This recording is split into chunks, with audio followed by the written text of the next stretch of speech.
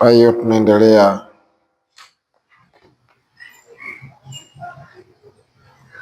na darasa zetu,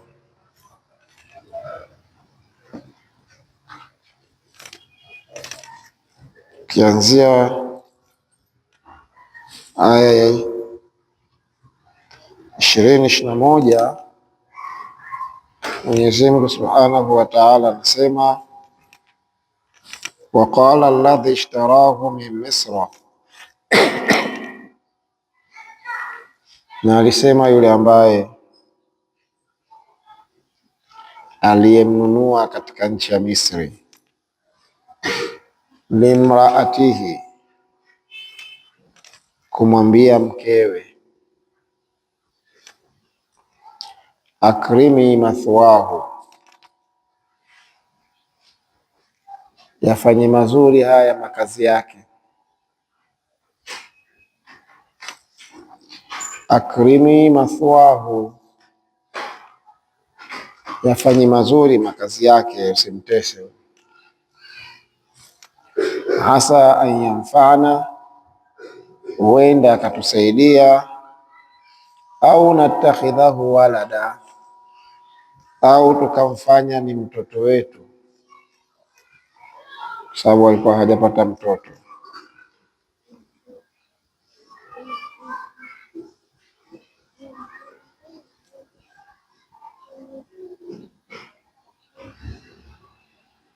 Wakadhalika, na vivyo hivyo,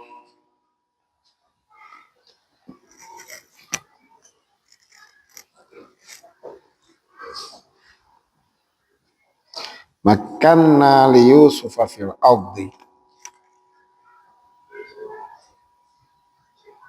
tuliweza kumweka Yusuf katika ardhi ya Misri au katika nchi ya Misri.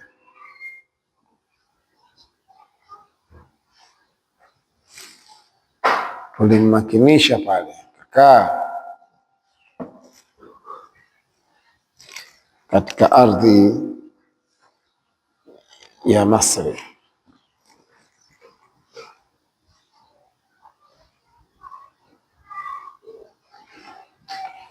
Walinuallimahu min ta'wili al-ahadith, na ili tuweze kumfundisha tafsiri ya ndoto.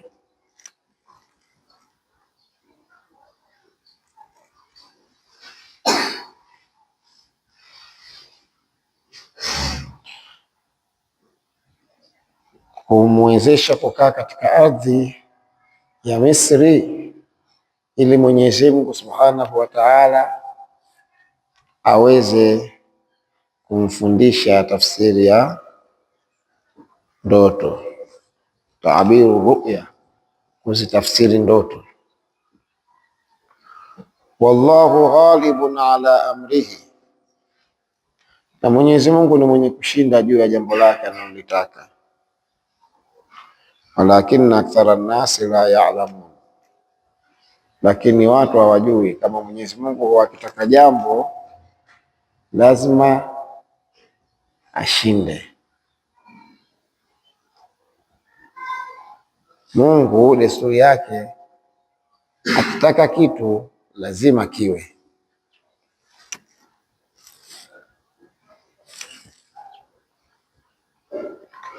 Walamma balagha ashuddahu, ndio tunapoanzia leo. Walamma balagha ashuddahu, na wakati alipofika umri wa utu uzima, miaka 30 au 33, atainahu hukman wa ilma, tulimpa hikma na elimu. Miaka 33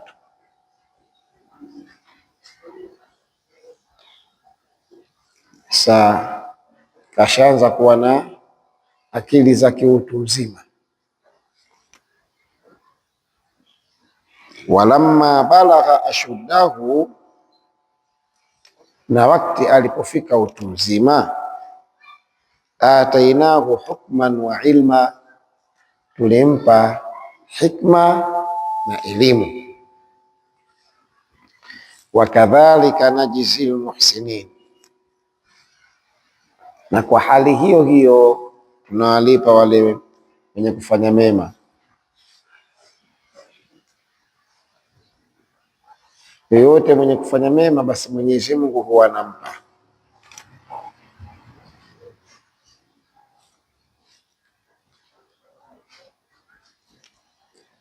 Malipo ya watu wema akapata Yusuf. Wakadhalika, na vivyo hivyo, najzil muhsinina, tunawalipa wema, watu wema tunawalipa, wenye kutenda mema.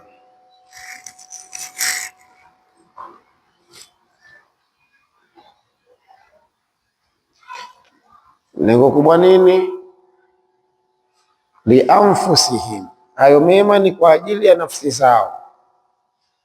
Mungu anawalipa mema ni kwa ajili ya nafsi zao.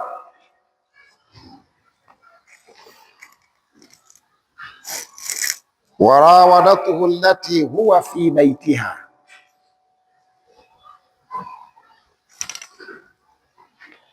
na akamtaka yule ambaye yeye Yusufu yu katika nyumba yake. Kamchukua bado mdogo, alipofika miaka 30 Mwenyezi Mungu akampa hikma na elimu.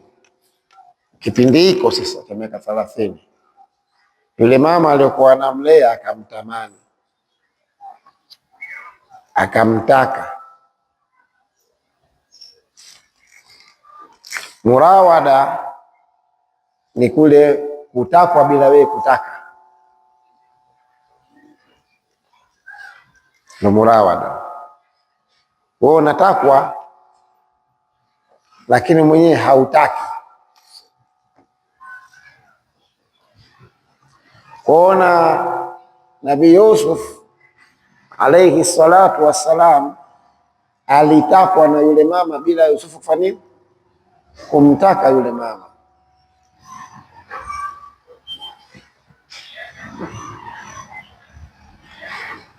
Ndio kama katika Maulidi Barzanji anasema warawadatuhu aljibal an takuna lahu dhahaban fa abahu, milima ilimtaka mtume igeuke kuwa dhahabu ili aweze kutumia Mtume sallallahu alaihi wasallam, lakini mtume alikataa. Unaona? Kwa hiyo na hapa warawadatuhu allati, na alimtaka yule ambaye huwa fi baitiha, yeye Yusufu anaishi katika nyumba yake.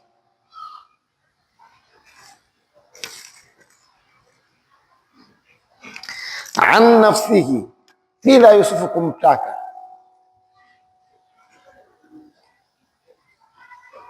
Bila Yusufu yeye kumtaka, yule mama akamtaka. Si anapatikana nayo, unatakwa alafu utaki. Na hasa walimu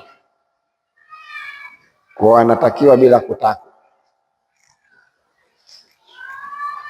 Shekhi wangu Sheikh Ahmed anasema kuwa unafanya kazi ya mitume utaingia katika mkumbo tu, lakini sasa walimu kisasa ni mafeki, wakitakiwa basi nao nataka. Walimu wa zamani walikuwa wanatakwa, wao hawataki. Lakini sema asikajileta mwenyewe bwana, akijigonga unagongesha tu. Sio hivyo, ni sunna ya Mtume, alulama warathatu anbiyai. Unatakiwa na wengi shekhi. Sasa ikiwa wakitakwa basi unataka, tutamaliza kijiji. na mtume wa Mwenyezi Mungu ndio yule walikuwa wanakwenda wanawake kwa mtume, anajitolea yenye, bwana nioe, bila mtume kutaka. Sio Mwenyezi Mungu anasema iwahabat nafsaha linnabiy in arada an-nabiy an yastankihaha. Walikuwa naenda wanawake kwa mtume sallallahu alaihi wasallam, ya Rasulullah, nioe bwana, mimi nakutaka.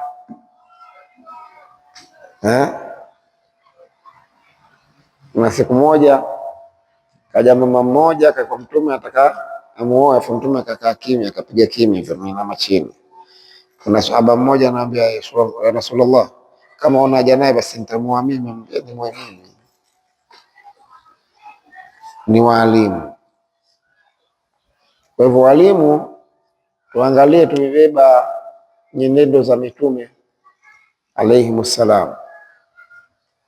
Kwa hivyo lazima tuchunge zile nidhamu, sio natakiwa basi wewe tena twende tu. Yusuf alitakwa bila kufanya nini? Kutaka. Na wewe utatakiwa bila wewe kutaka. Mwogope Mungu, usiwe mwepesi. Warawadatuhu allati, na akamtaka yule ambaye huwa fi baitiha an nafsihi, ye Yusufu anaishi katika nyumba yake bila Yusufu kumtaka. Waghallaqatil abwaba, na akafunga milango 7 aliifunga, kwa sababu chumbani kabisa cha mfalme.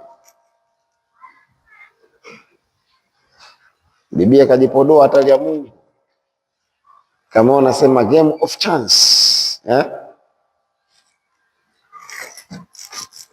lakini Yusufu waghallaqatil abwaba, na alifunga milango yule mama Bi Zulaikha.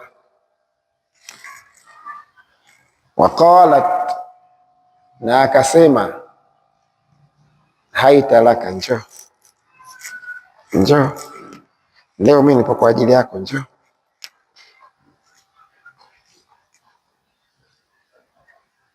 Haita laka aqbil alayya, njoo.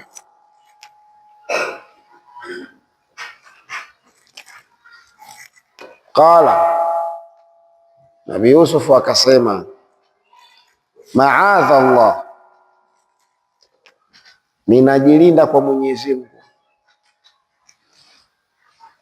Maadha Allah, ninajilinda kwa Mwenyezi Mungu, ninajilinda. Innahu, hakika hali ilivyo na mambo yalivyo, Rabbi, bwana wangu, sio Mungu wangu hapo.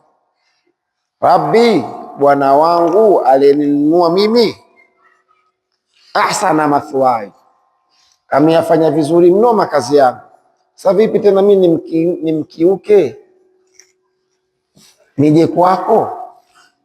Kwa hiyo kuna maneno hapo kwani anatuona we mjinga nini? Basi hivyo hivyo ukifanya kazi kwa mabosi, wako mabosi, na wengi wanacheza na wake wa mabosi. Angalia unaishi naye vipi yule mtu. Nabii Yusuf alikumbuka wema na ihsani anayefanyiwa. Rabbi, bwana wangu aliyeninunua, ahsana mathwaya, ameyafanya vizuri makazi yangu mno, kafanya mno mazuri makazi yangu. Leo vipi mimi tena nitoke huko nije kulala na wewe afu chumbani kwake? Innahu, hakika hali ilivyo na mambo yalivyo, la yuflihu dhalimun, hawatafaulu wenye kuzidhulumu nafsi zao pale wanapofanyiwa mema kisha wakayaacha yale mema wakafanya maovu, hawakufaulu hapo. Lazima ukumbuke ihsani, wala tansa alfadla bainakum, msisahau fadla, hisani mliofanyiana kati yenu, msisahau. Kumbuka yale mema aliofanyiwa. Kwani nifanyia hivi bwana, mbona alinifanyia hivi? Nabii Yusuf alayhi salatu wassalam alikumbuka mema aliyefanyiwa na bwana wake yule mfalme wa Misri. Lakini sisi leo ukifanywa mema na unapata mtu ambaye wakukushawishi umfanyie uadui fulani, na kweli unafanya, unasahau yale mema mliofanyiana. Kumbuka hisani, vinginevyo hutofaulu. Nabii Yusufu anatuambia Rabbi ahsana mathwaya,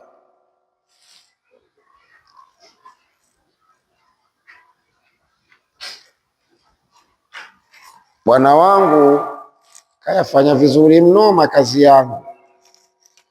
Innahu, hakika hali ilivyo na mambo yalivyo, la yuflihu adh-dhalimun, hawafaulu wenye kuzidhulumu nafsi zao hata siku moja.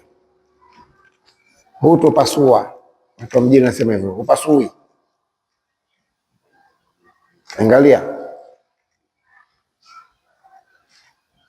mama alimtaka, na unafahamu wanawake ambao wenye pesa, wenye uwezo, kama wewe ungesema hapa nishatoka hapa, nishatoka mimi hapa, basi unaomba kila siku ule mzee aondoke tu, wewe tena ujigode. Lakini Nabii Yusuf alikataa. Siwezi. Bwana wangu, bwana kayafanya vizuri makazi yangu, leo niende naye kinyume? Siwezi. Kumbukeni hilo, hasa sisi vijana kisasa. Kumbuke yule aliyokufanyia wema,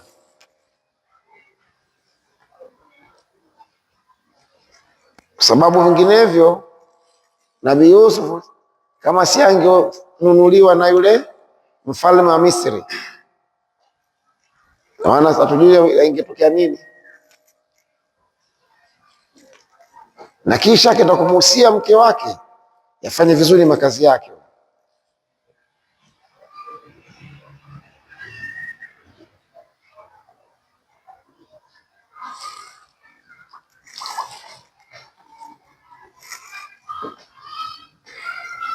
Lakini kama wewe unachukua maneno sasa unapeleka, wala usione vile hamna chochote pale, kadha.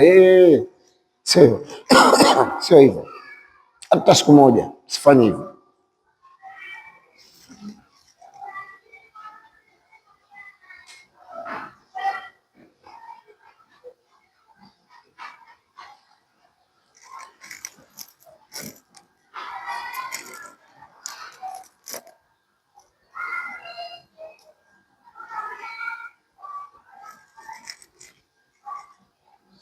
Wastabaqa albaba,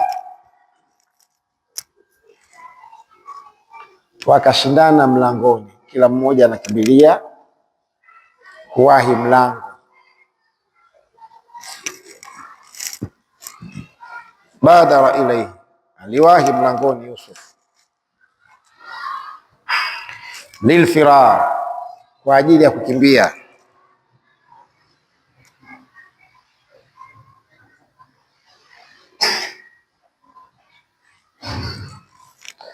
Wastabaqa albab, wakashindana mlangoni pale.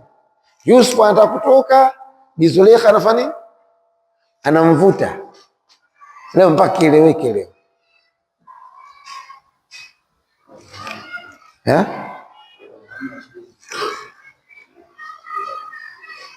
nimeruka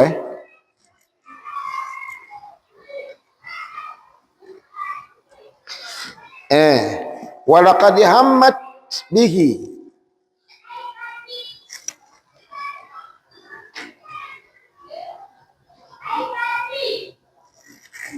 wa hamma biha, walaqad hammat bihi, hakika Bi Zulaikha alimtamani Yusufu, alimkusudia hasa Yusufu azini naye. Mzuka ulipenda kwelikweli kwa Bi Zulaikha. Walaqad hammat bihi,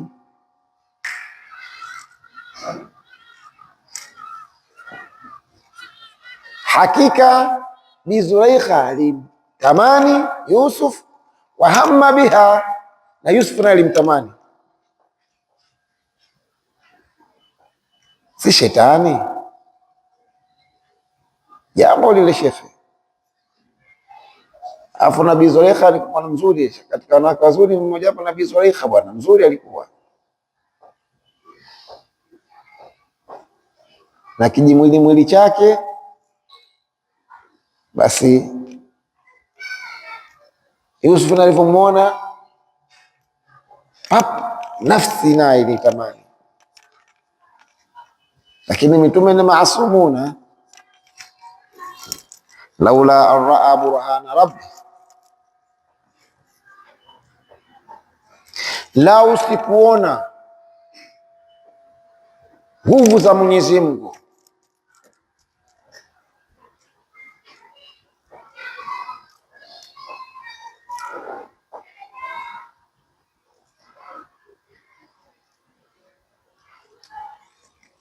qudra, uwezo wa nani? Wa Mwenyezi Mungu. Yusuf angefanya nini? Shekhe angeingia ule uwezo wake, qudra, nguvu zake Mwenyezi Mungu. Huyu hapo ndo audhu billahi minash shaitani rajim. Lakini shetani alishampambia kabisa, wewe unamwacha, angalia chuma iko, angalia, kwa sababu anampanisha kwanza kwenye kifua, ameshuka naye na alimwona kisha kainama chini. Je, kama sisi unaangalia kutoka pale unaangalia tena, na kuna kuangalia li walak, mara moja ni yako, ya pili ya shetani ushafi juu yako inakuwa ndio kaangalia. Audhu billahi minash shaitani rajim, astaghfirullah astaghfirullah astaghfirullah astaghfirullah. Lakini jicho kila siku ni baya shehe.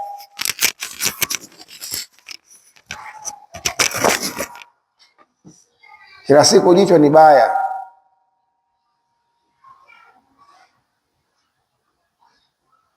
Wasemaje kwamba mtazamo ni sumu.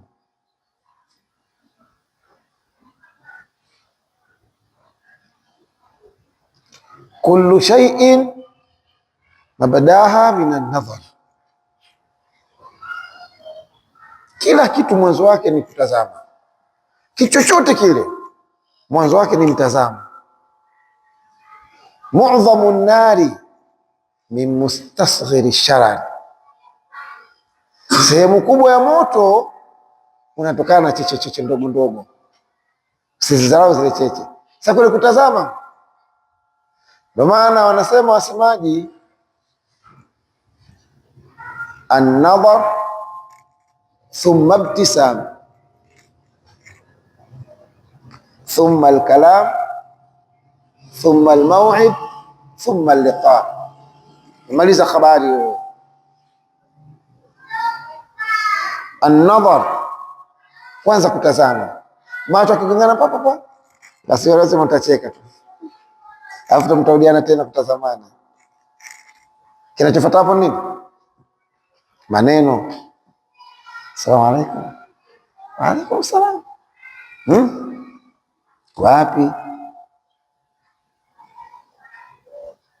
An-nadhar thumma ibtisam thumma al-kalam thumma al-maw'id thumma al-liqa. Saa ngapi utarudi? Nitarudi saa 4. Nakutana wapi? Hapa hapa. Aliqa, makutano. Habari zimeisha. Mtu ndo kashakufa. Kwa wale mafundi wa kuongea. Kuna shekhi wangu mmoja alikuwa kwa mama mmoja mkorofi sana, alikuwa jeuri. Sema olewi. Maana kamoshi pale. Au mwezi manole. Mimi si mwezi. Yana mweza. Alipoenda kusala kama twende kumsalimia. Akamsalimia. Na ndo alifungwa shekhi. Alimuoa. Shekhi alifanya vipi? Usiulize mfanya vipi. An-nadhar thumma ibtisam.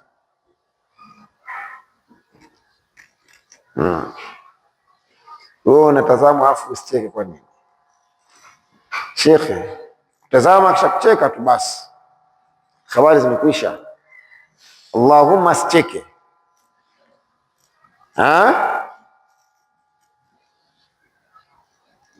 Walimu wanajua kuongea shekhi. An-nadhar. Au Sheikh Hussein ushamwangalia mtu afasi cheke.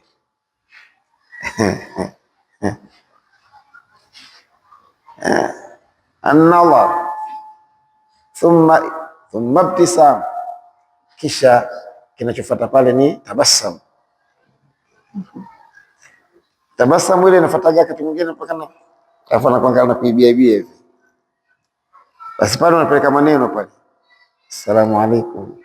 Wa alaikum assalam. Afu baada maneno kisha kinafuata habari zimekwisha.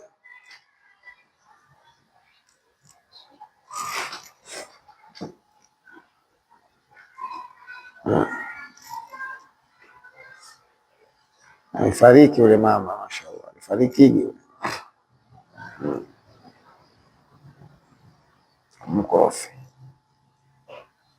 So kwa kuta watu mafundi wanajua kuongea.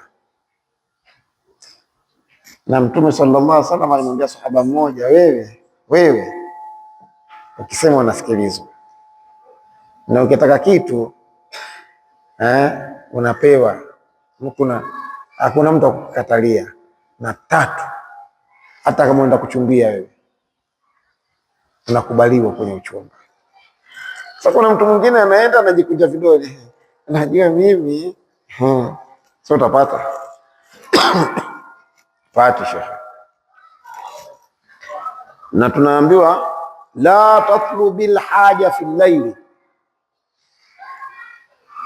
Usitake haja usiku wewe. Nenda usiku kutafuta shida. Kutaka shida, ikopeshe.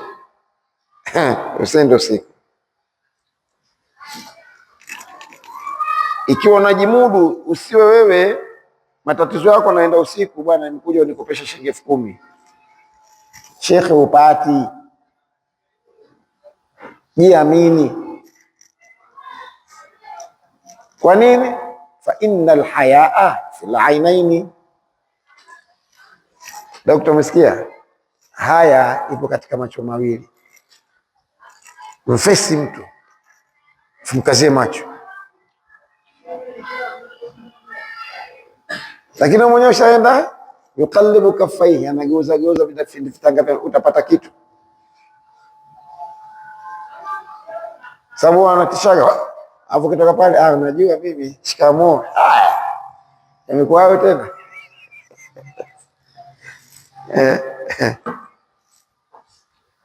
Hata siku moja la tatlubil haja fil layl.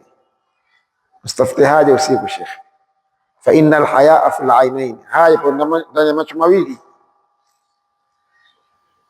Pale unapomtaka shida saidie. Sasa bwana kwama mimi bwana. Unajua bwana. Kwa kila kitu shekhi. Mkazia macho tu lazima tena machini basi. Na watu hapo hizo.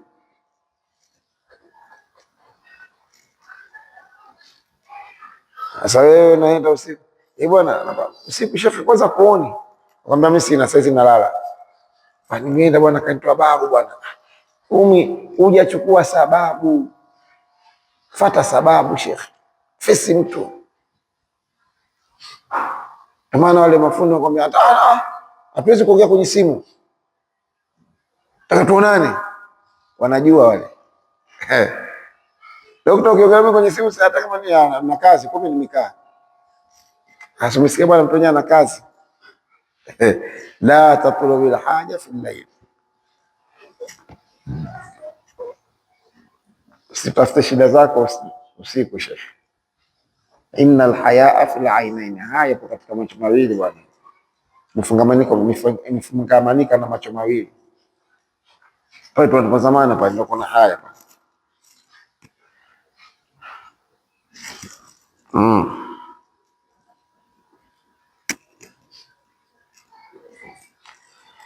Kadhalika linasrifa anhu sua wal fahsha, kwa hali hiyo hiyo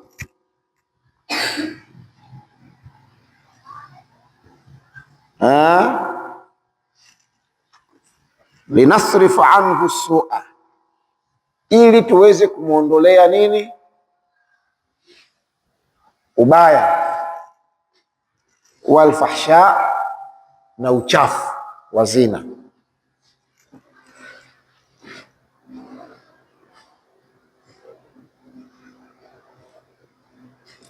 Asua, ubaya ambao utautokana na khiana, kwa sababu atamkuwa amemfanyia khiana yule bwana wake. Kuona ile qudratullahi, lengo kubwa nini? Tumuondoshe, ili upate kumuondoshea ubaya, khiana ya kumfanyia khiana yule bwana wake, wal fahsha, na uchafu ule wa zina. Innahu min ibadina almukhlasin, hakika yeye ni katika waja wetu watakasifu wema. Sasa tukimwacha azini, tulimuondoshea kwa sababu yeye ni katika waja wetu wema bwana. Kwa hiyo Mwenyezi Mungu akamuondoshea nini? Uchafu. Wastabaqa albaba, wakakimbilia mlangoni, wakashindana mlangoni, wakagombea mlango. Waqaddat qamisahu min duburi, akaipasua kanzu yake nyuma ya mgongo, nyuma. Bi Zulaikha akampasulia kanzu yake nyuma ya mgongo. Wa alfa ya sayyidaha ladal baba,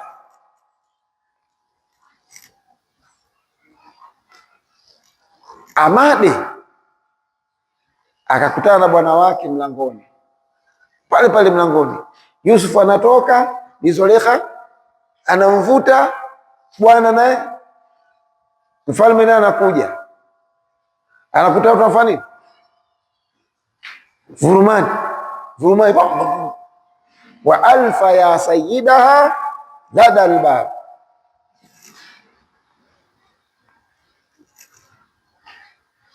akutana na bwana wake mlangoni.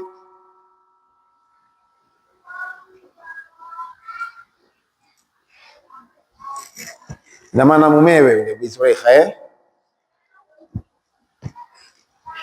wa alfa sayyidaha ladal bab, na mumewe Bi Zulaikha akakutana naye wapi? Mlangoni. Bi Zulaikha yupo kama alivyo, ana nguo nyepesi.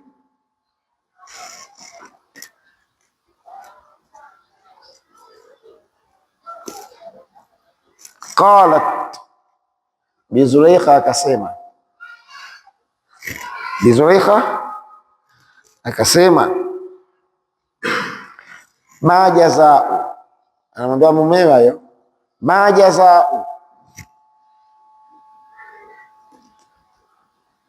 man arada bi ahlika sua, ni malipo yepi kwa yule ambaye aliyetaka kwa mke wako kufanya uovu ubaya.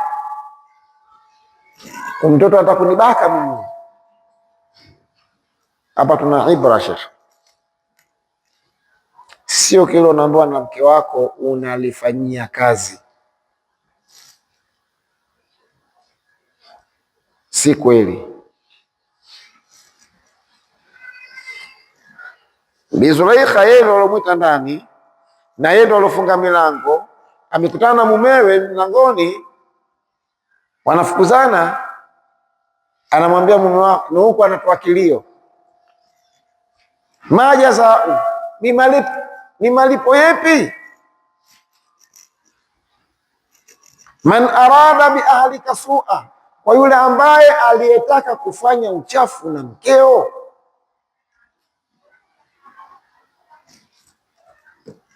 Kabla hajajibu kajibu,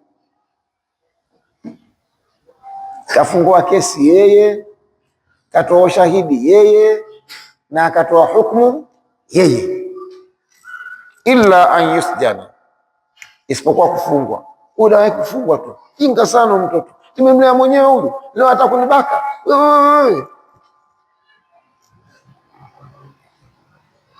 Lakini mashaallah, mfalme alikuwa ni mtu ambaye mwenye busara. Kama mwingine angemchukua pistola akampiga, sio? Lakini nadhani alipata uvumilivu.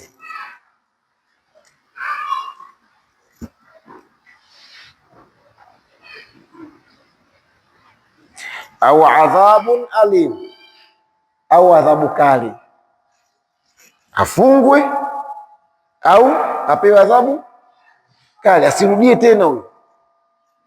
Mimi kilia chenyewe kimekuja kidogo dogo hapa, kichafu kimetoka Kanaani huko, afu leo anakuja kunitaka mimi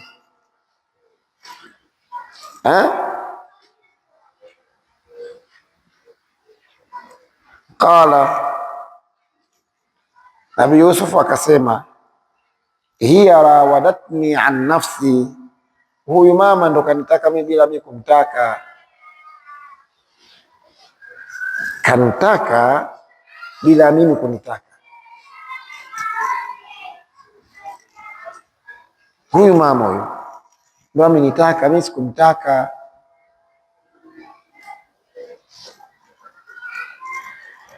Wa shahida shahidun min ahliha,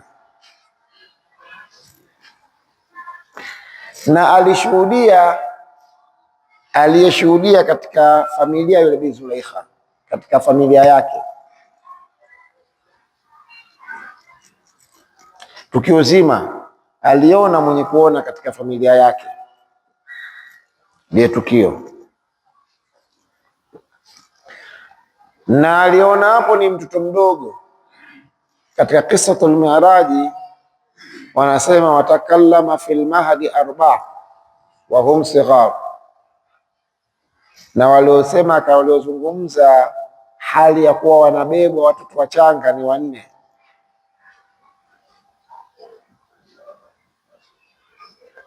Akasema hadha, ina maana Jureij wa shahidu Yusuf, na alimshuhudia Nabii Yusuf, wa Isa ibn Maryam, na Isa mtoto wa Maryam.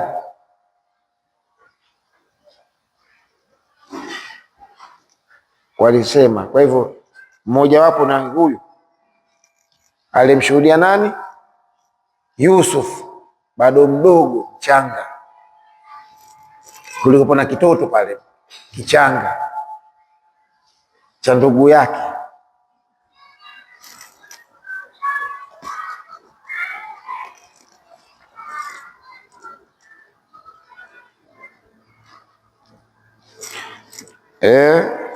Ibnu ammiha, mtoto wa ammi yake.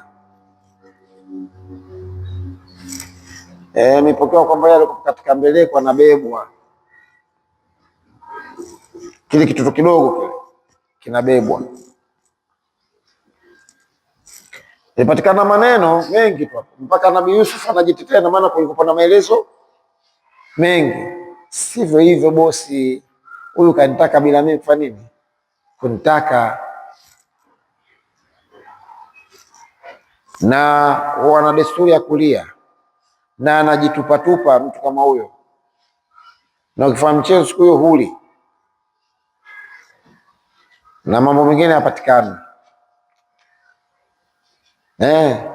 Wewe unapenda kusikiliza, sawa, sikiliza tu, wengine utakuta kadha. Sasa utazogolewa na maneno wewe mpaka ataingia kwenye akili. Basi na mashekhe hivyo hivyo,